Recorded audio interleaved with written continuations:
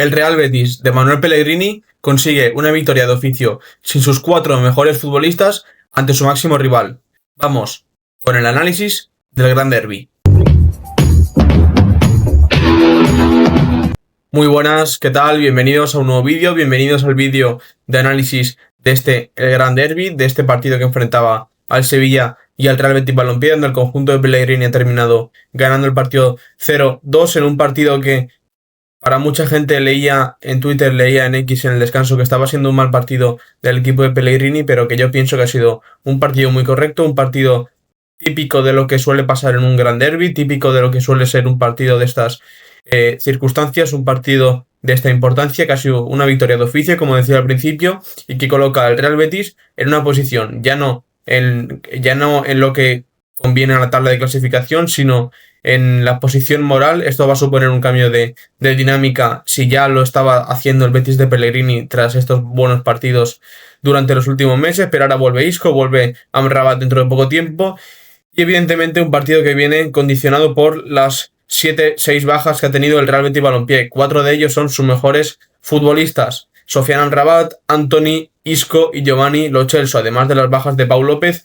y Héctor Bellerín. Con todo ello, el Sevilla partía con un 11 con Blajo Dimos en portería, laterales para Juan Luis Sánchez y Carmona en el lateral izquierdo, centrales Marcao y César Azpilicueta, en medio campo para Batista Mendy y Djibril Sow, los extremos Alfon y Eyuke por derecha, media punta para Peque Fernández y arriba Acor Adams. El Betis partía con su 4-2-3-1 habitual, con Álvaro Valles en portería, lateral derecho Aitor Rival, centrales Marc Bartra y Nathan, lateral izquierdo una vez más, como venimos estando acostumbrando, Valentín Gómez, doble pivote Marc Roca y Nelson de Osa, su primera titularidad en un Gran Derby, una de sus primeras titularidades en este Real Betis Balompié, media punta para Pablo Fornals, banda derecha Pablo García, su primera titularidad en el Gran Derby, su segunda en esta Liga 25-26, Ezab de la banda izquierda y arriba, como nos viene acostumbrando, Cucho Hernández.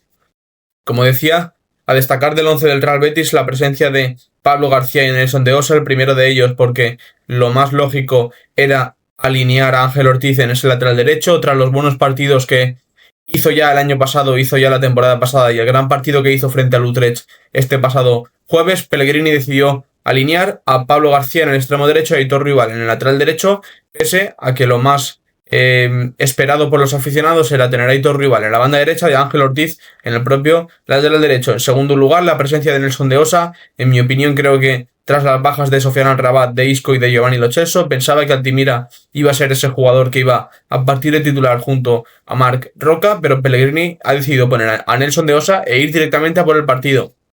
Yo me imaginaba al colombiano, al igual que a Pablo García, como unos posibles revulsivos en caso de que el partido estuviera en unas circunstancias no deseadas. Pellegrini ha ido por el partido y el tiempo, los hechos le han dado la razón.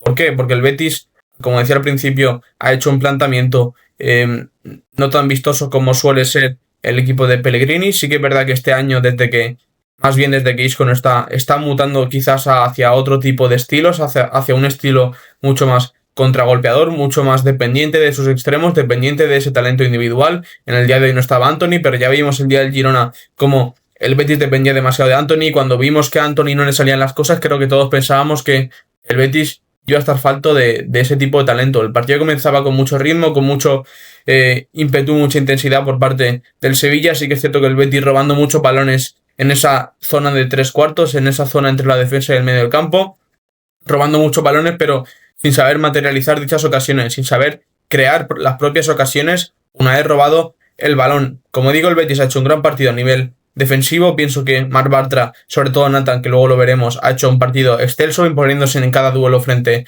a Acor Adams. Marc Roca ha hecho un partido correcto. Nelson de Osa, sobre todo a nivel de recuperación, ha hecho un gran partido. En las bandas, Pablo García ha cumplido con quizás lo que se le podría esperar en una primera titularidad. Es un chaval que tiene 19 años, 2006, y aún le queda mucho por mejorar, como ya analizamos en su día en verano, en, si no me equivoco, el segundo vídeo del canal. Pablo Fornals una vez más haciendo una auténtica exhibición. En la primera parte sí que es verdad que estaba bien marcado por Batista Mendy y tanto Pablo Fornals como Ezabde no estaban llegando a aparecer quizás lo que el Betis hubiera deseado. En la segunda parte el Real Betis se ha empezado a imponer su talento sobre el encuentro. Sí que es verdad que Zabde había tenido varios acercamientos, pero no había terminado de decidir bien en esa última decisión a la hora de bien dar un centro, bien dar un último pase o bien definir él. Recordemos esa ocasión que ha tenido tras un saque de puerta de Álvaro Valles de volea. Zabde conseguía ganar el duelo a Peque Fernández,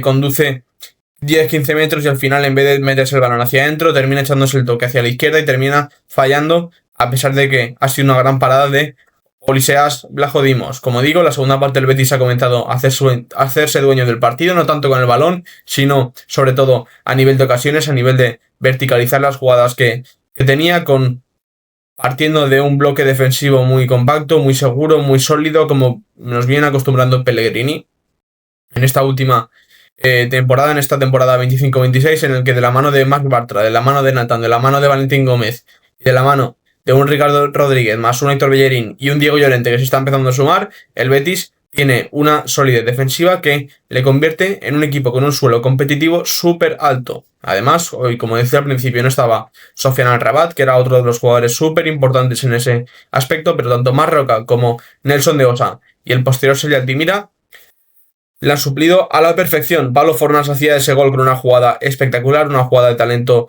no voy a decir mundial, pero sí talento top a nivel de Liga Española. Sí que es verdad que tenía varias opciones de pase y como ha terminado haciendo gol nadie dice nada, pero sí que es verdad que Pablo García estaba totalmente solo para empujar el balón. Pablo Fornals hace una jugada, como digo, espectacular, consigue poner al Betis 1-0. Y también me gustaría destacar el rendimiento que lo estoy viendo aquí de Cucho Hernández. Cucho Hernández no ha parado de correr, ha hecho muchísimas ayudas a nivel defensivo. Luego con balón siempre ofrecía esa solución a la hora de dar un pase por parte bien de centrales, de laterales, de pivotes, de medias puntas. Siempre ha sido una solución. Sí que es verdad que no ha tenido su partido de cara a gol porque no ha tenido disparos, pero ha tenido varias ocasiones, casi ocasiones que le podrían haber puesto bastante de cara a gol al Real Betis. Luego llegaba en esa acción a balón parado el gol de Sergio Altimira, un auténtico golazo, imparable para Vlachodimos. Ahí el partido termina culminándose para el Real Betis. Sí que es cierto que tanto Pablo Fornals como Cucho, como incluso te diría Pablo García, sin llegar a tenerla, pero sí que teniendo la posibilidad de tener la ocasión, han tenido para hacer el 0-3. Zabde también ha tenido varias conducciones que podrían haber llevado a ello y creo que el Betis debería haber terminado de cerrar el partido antes de que se lanzaran los objetos. Se lanzan los objetos, el Betis estaba siendo muy superior al Sevilla y se lanzan los objetos, el árbitro conlleva el protocolo adecuado que se lleva en estas situaciones y el partido termina parándose 15 minutos. ¿A quién le viene mal este parón? Le viene mal al Real Betis Balompié, que quedaban 2 minutos reglamentarios y estaba siendo muy superior al Sevilla. Además, los jugadores y Pellegrini le pedían al árbitro que siguiera, pero el árbitro ha hecho el protocolo. Pienso que está bien actuado por parte de Munuera. Y luego, tras el parón, el Sevilla es muy superior al Real Betis. En esos 7-8 minutos que se han jugado, el Betis ya introdujo ese último triple cambio con Chimi Ávila, Riquelme y Ricardo Rodríguez por Pablo Fornals, Cucho Hernández y Aitor Rival, y el Betis ahí termina de ganar el partido, pero sí que es cierto que, como digo, en esos últimos 7-8 minutos el Sevilla ha sido muy superior al Betis. Ahora, antes de entrar con los rendimientos individuales, me gustaría recordarte que te suscribas al canal para poder ver más contenido de este tipo, que le des like a este vídeo si te ha gustado, que comentes qué te ha parecido el partido, que comentes qué consecuencias crees que puede tener este derbi y compártele este vídeo a 3 personas que les pueda interesar. Ahora sí, vamos con los datos individuales que nos deja el Gran Derbi. Entrando con los datos que nos ha dejado este Gran Derbi, como siempre empezamos con el mapa de pases. En este caso he decidido poner solo el de la primera parte porque el de la segunda parte era ciertamente similar. A destacar, vemos por parte del Sevilla mucha distancia entre cada jugador, mucha distancia entre sus futbolistas. Vemos al doble pivote Sou más Mendy, sí que es verdad muy pegados. Vemos a la media punta Peque más el punta Acor Adams también en una distancia muy junto, como digo, doble pivote y media punta más punta, doble pivote y doble punta, muy juntos, pero el resto de jugadores muy distanciados entre sí. Vemos extremos amplios, extremos con una gran altura, laterales sobre todo Carmona alto, Juan Lugo en una posición más intermedia y a su vez también interior, y vemos como sobre todo el Sevilla quería volcar su juego por su banda derecha, por la izquierda del Betis. Quería volcar el juego por ese doble pivote más doble punta que vemos en ese sector derecho. Vemos a Carmona y a Alfon preparados para ese lado débil, para esa posibilidad de giro y a partir de ahí ser determinante. Carmona también llegando desde una posición interior más desde ese carril central exterior izquierdo, y vemos sobre todo, como decía, que el Sevilla buscaba girar su juego, buscaba girar sus ataques en torno a ese sector derecho que lideraba tanto Juanlu Sánchez como Yuque. Vemos la relación más importante del Sevilla con balón, como es la de Blajo Dimos con Azpilicueta, y Azpilicueta con el doble pivote del Sevilla. En este caso el Sevilla no ha sido nada determinante en posiciones más avanzadas dentro del campo. Por otro lado, el Betis también vemos un equipo con mucha distancia entre sus jugadores. Vemos como, al contrario que el Sevilla, la relación más importante viene de Aitor Rival más Pablo Fornals, de Pablo Fornals más Cucho, de Cucho más Abde.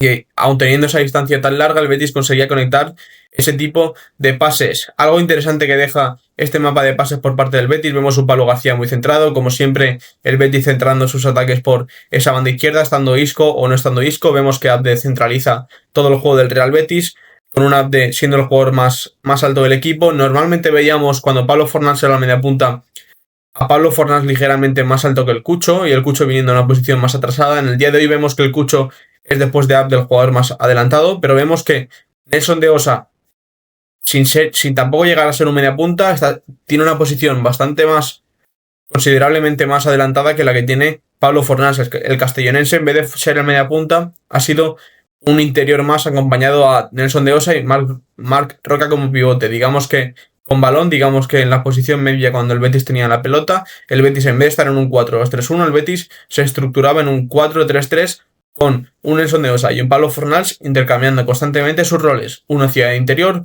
uno hacia media punta, y así sucesivamente.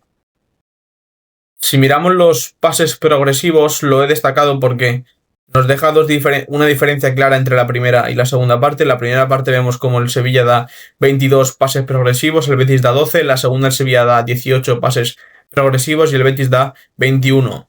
Es decir, el Sevilla tiene unos números muy parecidos entre la primera y la segunda parte, pero el Betis sí que es cierto que la segunda parte tiene 9 pases progresivos más que en la primera. Por lo tanto, el Real Betis ha tenido más el balón en la segunda que en la primera parte. Como digo, el Betis ahí es cuando se ha empezado a hacer dueño del partido, de la mano de un Ezabde que, como digo, centraliza el juego del Real Betis Balompié.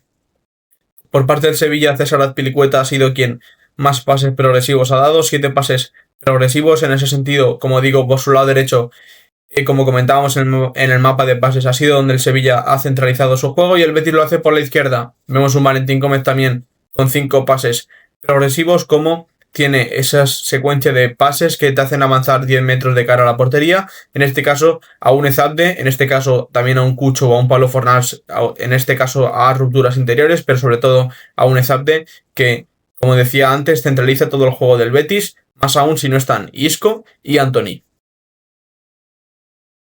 Si miramos las entradas al último tercio, vemos como el Sevilla tiene más del doble que el Real Betis Balompié. El Sevilla entra 44 y el Betis entra 20 veces en el último tercio. 34 son mediante pase, 10 mediante conducción por parte del Sevilla, 10 mediante pase, 10 mediante conducción por parte del Betis. ¿Por qué destaco este dato? Destaco este dato porque fijaros dónde son cada entrada al último tercio. El último tercio lo delimita esta línea discontinua gris, esta línea discontinua gris. Fijaros cómo la zona donde el Sevilla entra en este tipo de acciones, en este tercio del campo, están muy alejadas del área. Fijaros cómo en el carril central apenas se acerca. Vemos que la columna vertebral del Betis de Marc Bartra más Nathan, el doble pivote, es totalmente indestructible, en este caso hoy con Marc Roca y Nelson de Osa, y vemos como el Sevilla, todas sus entradas son por parte del sector exterior en el lado derecho, por parte del sector exterior en el lado izquierdo. En el carril central no hay ni una sola entrada al último tercio. Por su parte, vemos como el Real Betis tiene una altura media mayor de cada entrada al último tercio. Vemos como las conducciones, como decía antes, con Ezabde, Pablo Fornals, Cucho, etcétera, vienen por parte del sector izquierdo. Nelson de Osa, en ese sentido, también es un jugador determinante. Valentín Gómez, cuando se suma, también.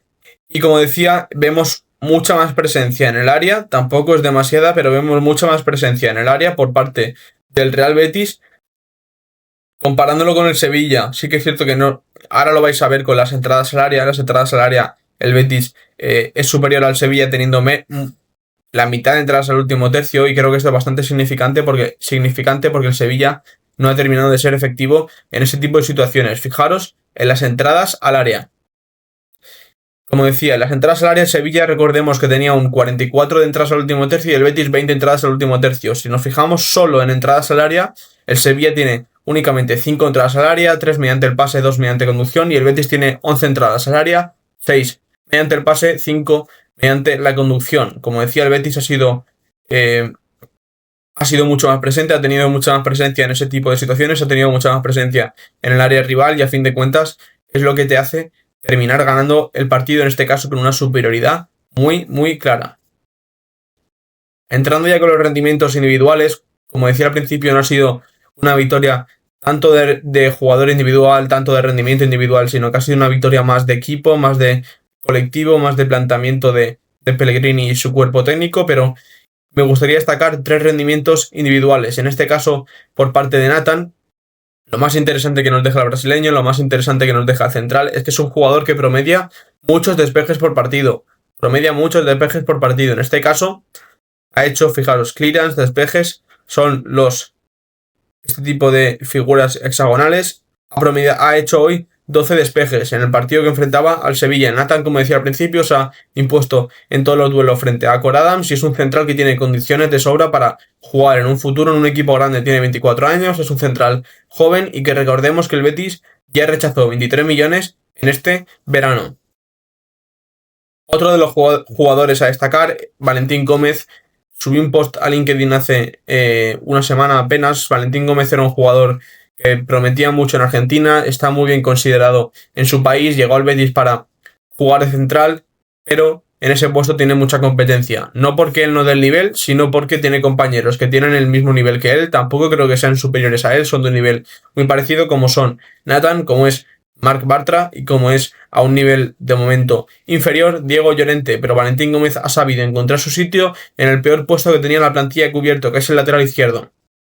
Ni Ricardo Rodríguez ni Junior Firpo supieron afianzarse en ese puesto, ninguno está dando el nivel esperado, sobre todo en el caso de Junior Firpo, que se esperaba mucho de él, y ahí Valentín Gómez ha sabido adaptarse a la perfección a ese puesto de lateral izquierdo, sabiendo proyectarse ofensivamente cuando tiene que hacerlo, además lo hace muy bien, y a nivel defensivo es una auténtica barbaridad. A nivel de datos tampoco tiene nada espectacular a nivel defensivo, porque es un jugador que tampoco deja tantas acciones. Eyuke no ha sabido encargarle en demasía, han sido las ayudas quienes terminaban causando esa mala sensación por parte del Sevilla, pero Valentín Gómez está claro que es el mejor lateral izquierdo del Betis, está claro que su puesto también es el de central, pero es un jugador que no me extrañaría, no me sorprendería que pronto lo llamara Scaloni para la selección argentina. Creo que es un jugador que tiene muchísimo futuro, si no me equivoco son 20-22 años y creo que, como digo, con Nathan que tiene que tiene condiciones para proyectarse en un equipo europeo a nivel top, creo que Valentín Gómez cumple a la perfección con lo que pide un lateral izquierdo en un equipo top en Europa. A nivel con balón sí que nos deja varias cosas interesantes, nos deja 7 pases progresivos. Tenemos aquí todos por el sector izquierdo, todo menos este pase son de fuera hacia adentro, es decir, ese pase diagonal tan difícil de defender y creo que es muy valioso en un lateral. 2 pases clave, nos deja 7 pases progresivos, como decía, todos fuera adentro, todos diagonales, y nos deja 2 pases clave que, como digo, también sabe proyectarse ofensivamente y lo hace bien. Por último, me gustaría destacar el rendimiento de Abde. Es un jugador que nunca lo dejan intentar. En la primera parte no le estaban saliendo las cosas, en la segunda realmente tampoco le han salido del todo, pero siempre es un jugador que lo intenta, es un jugador que condiciona al rival, es un jugador que condiciona al jugador y al equipo, como decía antes, y creo que es un futbolista siempre necesario en una plantilla. Es necesario en una plantilla porque te aporta esa frescura, te aporta esa energía, te aporta ese 1 para 1, esa amplitud que te puede generar muchas cosas, y cuando Abde tiene el balón sabes que van a pasar cosas, o al menos tienes el miedo, tienes el pensamiento de que van a pasar cosas. Ha habido la situación, como comentaba antes en la primera parte, que Vlachodimos ha hecho una gran parada y ahí Abde sabía que tenía que hacer el gol, luego ha tenido una ocasión para cerrar el partido con 0-3 que estaba ya con mucho cansancio acumulado y no ha podido dar el pase con la tensión correcta y la dirección correcta hacia el Cucho Hernández, que como digo suponía el 0-3, pero como digo, Abde ha hecho un gran partido y creo que es de valorar la insistencia y la continuidad que está teniendo desde los últimos meses de la temporada pasada. Evidentemente tuvo esa lesión que le mantuvo fuera varios meses del tobillo, pero creo que está siendo uno de los mejores futbolistas del Real Betis en este inicio de temporada, sin lugar a dudas. Fijaros como también nos deja 7 recuperaciones, a nivel defensivo está ayudando mucho al equipo, son los círculos, fijaros, no solo en el sector izquierdo, también nos deja aquí en el lado derecho, en los últimos minutos cuando Pellegrini ha cambiado a esa posición, 6 conducciones progresivas, 4 pases progresivos, un tiro a puerta, la jodimos, 60 toques, 22 pases recibidos. Creo que Zarta ha completado un gran partido. A nivel clasificatorio, lo que nos deja este partido, lo que nos deja este gran derbi, es que el Real Betis consigue afianzarse en cierto modo en ese quinto puesto, que de momento no da plaza a Champions, pero que esperemos que en un futuro pueda darla. Está bastante complicado, pero el Betis va a luchar por ello. Evidentemente mantiene bastante distancia con los puestos Champions, cuarto y tercero. Atlético de Madrid 7 puntos, Madrid y Villarreal 8 puntos cada uno. A Madrid le falta jugar esta noche frente al Girona. Como digo, el Betis está muy lejos de esa posición cuarta, que el Villarreal está plantando un suelo y un techo altísimos para cualquier equipo que pueda intentar seguirles, pero el Real Betis tiene el quinto puesto no asegurado ni mucho menos, porque el Español está a 2 puntos empatando. Ves que aquí va 0-0, en el momento que grabo este vídeo está jugando frente al Celta. El Español está a 3 puntos del Real Betis, aunque gane el Español no consigue mantenerse quinto, pero el Betis tiene cerca al Español, tiene cerca al Getafe, y como digo, el Betis tiene que luchar por ese quinto puesto, que sería una ilusión que diera la clasificación a Champions. Luego en Europa League está entre los 8 primeros. De momento no ha perdido en Europa League y, como digo, está haciendo un gran inicio de temporada. El Betis ha ganado este gran derbi y se viene un calendario complicado. Y hasta aquí el vídeo de hoy. Aquí termina el vídeo de análisis del partido que enfrentaba al Sevilla y al Real Betis Balompié, donde los verdiblancos han terminado consiguiendo el triunfo en este segundo derbi consecutivo, ganando por parte del equipo de Pellegrini. Como siempre digo, suscríbete para poder ver más contenido de este tipo. Dale like al vídeo si te ha gustado, comenta qué te ha parecido el partido, comenta qué consecuencias puede tener este gran derbi y comparte este vídeo a 3 personas que les pueda interesar. Nos vemos en el siguiente vídeo.